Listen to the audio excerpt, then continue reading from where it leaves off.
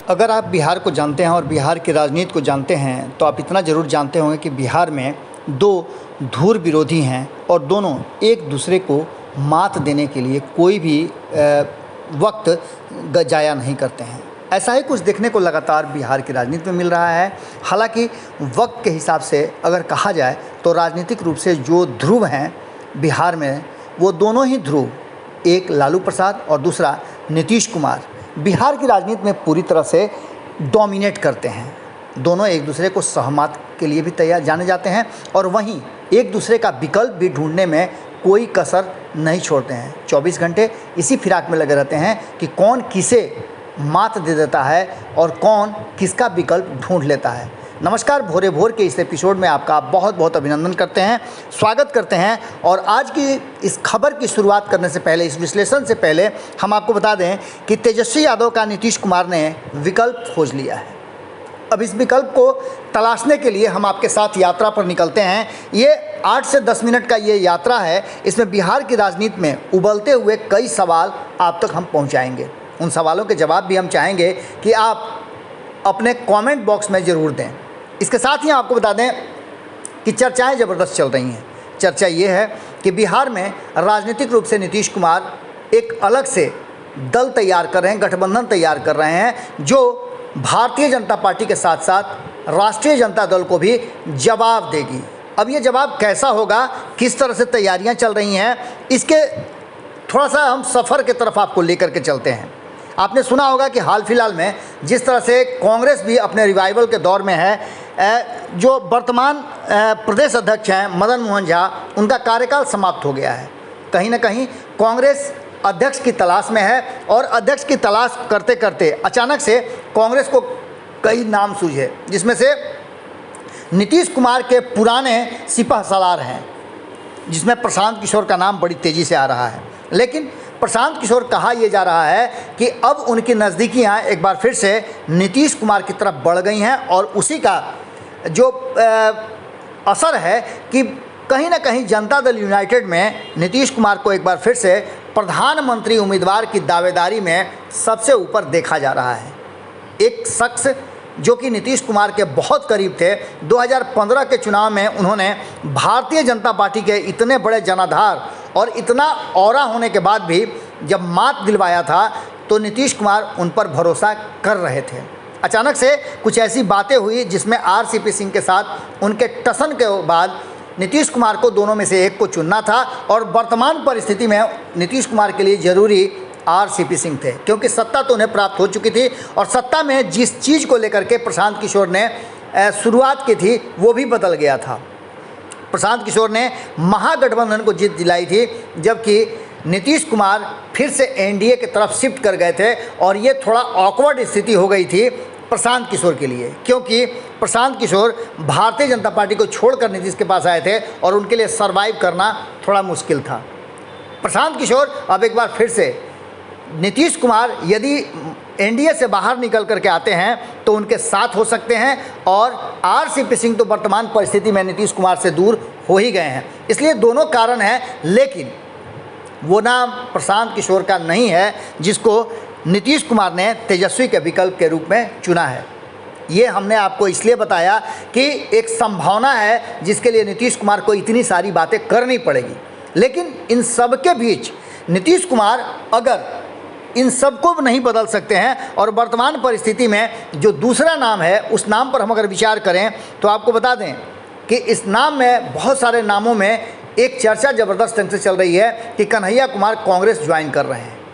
Kanhaiya Kumar CPI में थे और सीपीआई में रहते हुए उनको कई ऐसी बातें, और एक नेता के रूप में चूँकि बिहार के रहने वाले हैं, जेएनयू में छात्र संघ के अध्यक्ष भी रह चुके हैं, और ऐसी स्थिति में उनका प्रधानमंत्री के साथ जो 36 का आंकड़ा है वो नीतीश कुमार के लिए मुफीद हो सकता है। लेकिन आपको बता दें कि कन्हैया कुमार तो कांग्रेस में चर्चा है कि जा रहे हैं, लेकिन इसमें बहुत बड़ा कैच है।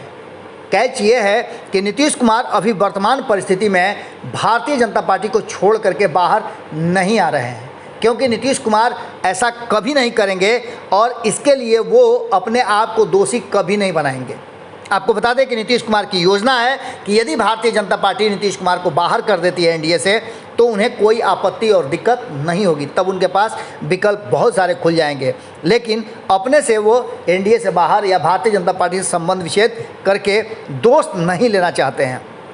इन सारी स्थितियों के बाद आपको बता दें कि जो वर्तमान परिस्थिति है उस परिस्थिति में कहा यह जा रहा है कि प्रशांत किशोर ने पहल किया है और कन्हैया कुमार को कांग्रेस की तरफ शिफ्ट कराया जा रहा है। कांग्रेस में लगातार आपको पता है कि अध्यक्ष की तलाश चल रही है। बिहार कांग्रेस में अब तक कोई ऐसा ट्रस्टेड अध्यक्ष नहीं खोजा जा सका है, क्योंकि जिन लोगों पर के नाम की चर्चा चल रही थी उन लोगों पर पहले ही से विवाद हो गया है और पार्टी के भीतर ज़बरदस्त टसन है। आपको बता दें कि जो प्रभारी हैं भक्त चरण दास, उनको लेकर के भी कई तरह के आरोप प्रत्यारोप लगे और अध्यक्ष का चुनाव नहीं हो सका। ऐसी स्थिति में आपको बता दें कि प्रशांत की रण और नीतीश की नीति, ये दोनों मिलकर के कहीं ना कहीं बिहार के लिए एक अलग खिचड़ी पका रही है। इस खिचड़ी में एक तरफ जहां आरजेडी अलग थलग नज़र आ रही है, वहीं अगर भारतीय जनता पार्टी को अलग कर दिया जाए तो नीतीश कुमार के लिए सबसे मुफीद और देश की राजनीति के साथ साथ बिहार की राजनीति में भी एक अलग धारा प्रवेश करेगी। आपको याद होगा कि हमने किस तरह से खबरों के माध्यम से आपको बताया था कि बिहार में बहुत बड़ा राजनीतिक परिवर्तन हो रहा है और नीतीश कुमार देख रहे हैं, वो सोच रहे हैं कि अगर भारतीय जनता पार्टी और राष्ट्रीय जनता दल से अलग उनके पास कोई विकल्प है, रास्ता है, तो उस पर वो चलें। नीतीश कुमार ने पहले तो भारतीय जनता पार्टी के विकल्प के रूप में किसी को सामने नहीं आने दिया। भारतीय जनता पार्टी पिछले 16 सालों में एक मुख्यमंत्री के उम्मीदवार तक को सामने ला करके खड़ा नहीं कर पाई। ये नीतीश कुमार की सबसे बड़ी जीत है। वहीं दूसरी तरफ तेजस्वी यादव को सत्ता में लाने के बाद भी नीतीश कुमार ने लंबा वक्त नहीं दिया कि वो अपने पैर जमा लें। तेजस्वी यादव को बीच रास्ते में ही हाथ झटक कर छोड़ने वाले नीतीश कुमार तेजस्वी यादव का विकल्प ढूंढ रहे थे। याद होगा आपको कि कभी लालू प्रसाद ने कहा था कि कन्हैया कुमार और तेजस्वी यादव बिहार के मुस्तकबिल हैं।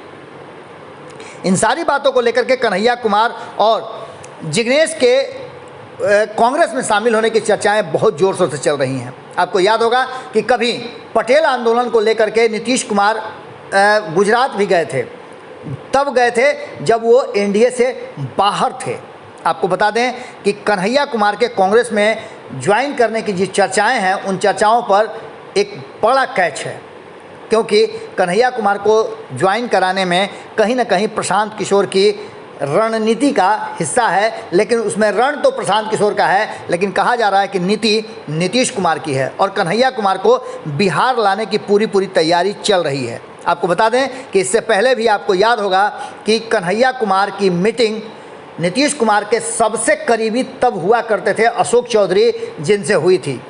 जब इस विषय पर नीतीश कुमार से पूछा गया था तो उन्होंने स्पष्ट तरीके से कहा कि वो प्रदेश के मुखिया हैं और कोई भी उनसे मिल सकता है, चाहे वो नेता हो, राजनेता हो, सामाजिक कार्यकर्ता हो, आम नागरिक हो, सांसद हो, विधायक हो, कोई भी उनसे मिल सकता है।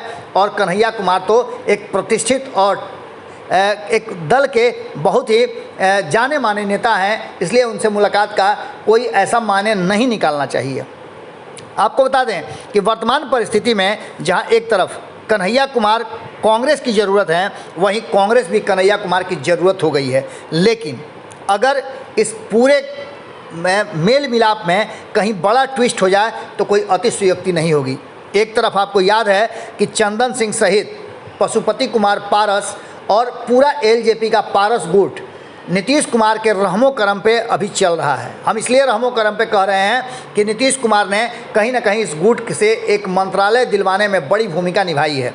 अब ऐसी स्थिति में नीतीश कुमार जो नया गठबंधन बना लें या नया कोई बिहार में राजनीतिक गेम कर दें तो कोई अतिशयोक्ति नहीं होगी। वर्तमान परिस्थिति में कन्हैया कुमार के रूप में नीतीश कुमार को तेजस्वी यादव का एक बड़ा विकल्प मिल गया है, जो पढ़ा लिखा भी है, जानकार भी है और राजनीति में नरेंद्र मोदी का सीधा टक्कर देने वाला व्यक्ति भी है। अब ऐसी स्थिति में नीतीश कुमार इस विकल्प पर कितना ज़्यादा भरोसा करेंगे और बिहार की राजनीति में नीतीश कुमार का ये प्रयोग किस तरह से सफल होगा, ये देखने वाली बात होगी। लेकिन वर्तमान परिस्थिति में कहीं ना कहीं लालू प्रसाद की चुप्पी और नीतीश कुमार का मुखर होकर के बोलना इस बात की तरफ इशारा कर रहा है कि जातीय जनगणना तो अपनी जगह पर है, लेकिन नीतीश कुमार ने बिहार के मुस्तकबिल को तय करने का प्लान बना लिया है। और हो सकता है कि नीतीश कुमार अब आने वाले समय में जदयू का भाग्य किसके हाथ में जाएगा, कौन होगा जदयू का अगला